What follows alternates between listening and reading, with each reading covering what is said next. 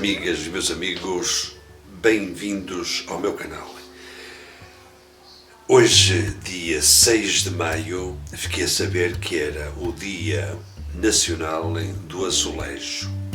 Por isso, o Museu da Olaria, e bem, organizou, dentro daquele projeto de património em movimento, uma visita guiada às ruas de Barcelos para podermos apreciar os azulejos que revestem essas mesmas fachadas. E foi precisamente o arqueólogo Cláudio Bruchado que nos deu essa maravilhosa aula ao ar livre, passeando pelas nossas ruas e observando pequenos pormenores que no dia a dia nos passam perfeitamente despercebidos. Portanto, gostei imenso dessas 2 horas que passámos a deambular um pouco pela cidade, concretamente pela Rua Direita, e para além de falarmos sobre os azulejos, também falámos sobre os 2 painéis, aquele que está e que deu origem, portanto, à aula, que está junto ao Largo do Apoio. Depois falámos também do painel de São Cristóvão, que aparece na fachada lateral exterior da Capela de São Francisco.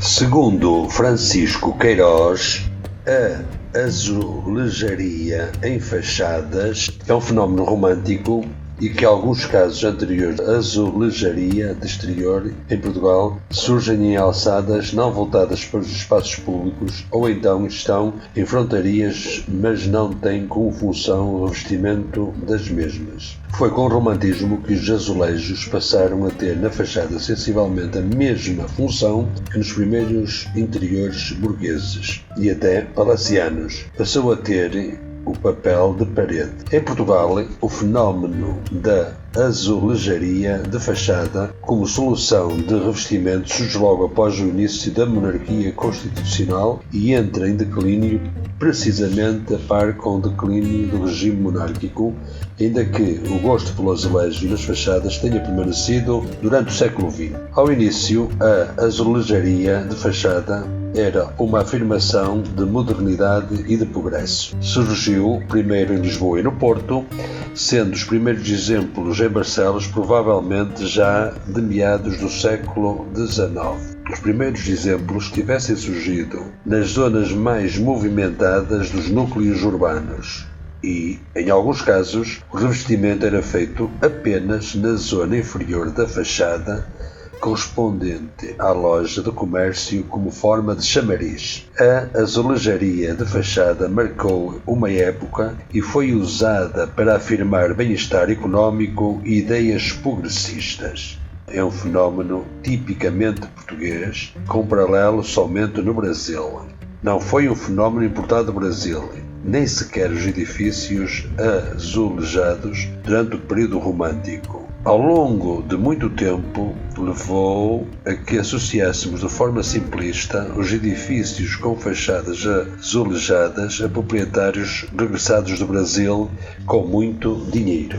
A azulejaria de fachada em Barcelos é sobretudo uma marca de abastança e do desejo em estar na moda por parte de burgueses, distribuindo-se pelas ruas mais comerciais, incluindo em Barcelinhos, o que nos sugere certa importância comercial desta parte do centro histórico situada do outro lado do Rio Cávado e tendo como principal eixo a Avenida da Liberdade, o Largo da Porta Nova e a Rua Direita. Em Barcelos são também vários os casos de azulejaria de fachada apenas no equivalente ao piso térreo. As cores dos azulejos, o facto de terem ou não relevo, eram detalhes que faziam a diferença entre um revestimento mais contido ou mais ostentivo exagerado, destinado a captar o olhar de quem passava. Os mais antigos exemplos de azulejaria de fachada em Barcelos são em azul sobre fundo branco e sem relevo.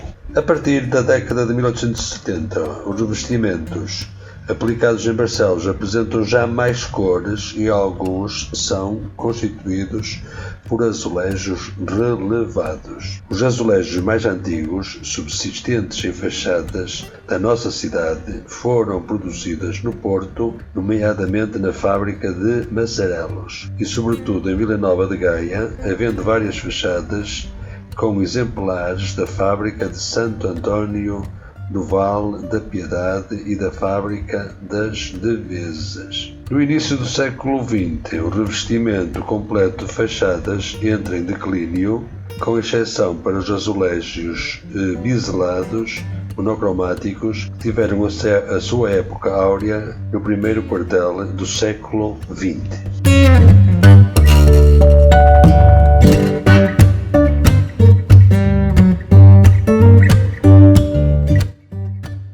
Bom, o que é um azulejo? Todos nós já conhecemos, portanto, é uma pequena peça de cerâmica de pouca espessura, geralmente quadrada, em que uma das faces é vidrada, resultado da cozedura de um revestimento geralmente denominado como esmalte, que se torna impermeável e brilhante. Esta face pode ser monocromática ou policromática, lisa ou em relevo.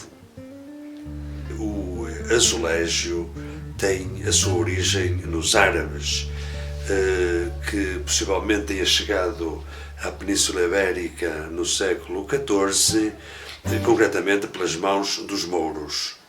E sabemos que em 1498 o nosso rei D. Manuel foi visitar as cidades do sul de Espanha, concretamente Córdoba, Sevilha, e ficou maravilhado com o revestimento, ficou deslumbrado com a riqueza daquele revestimento interior das casas mouriscas.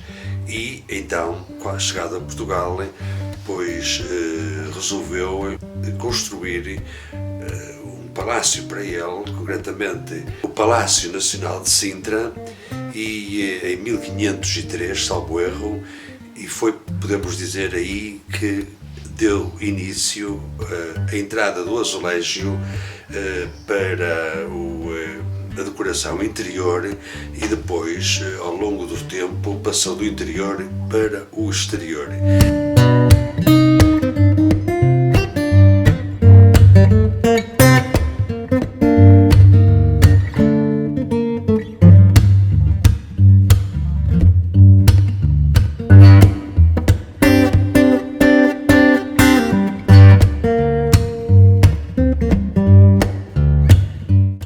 Meus amigos, foi uma tarde de sábado bem aproveitada.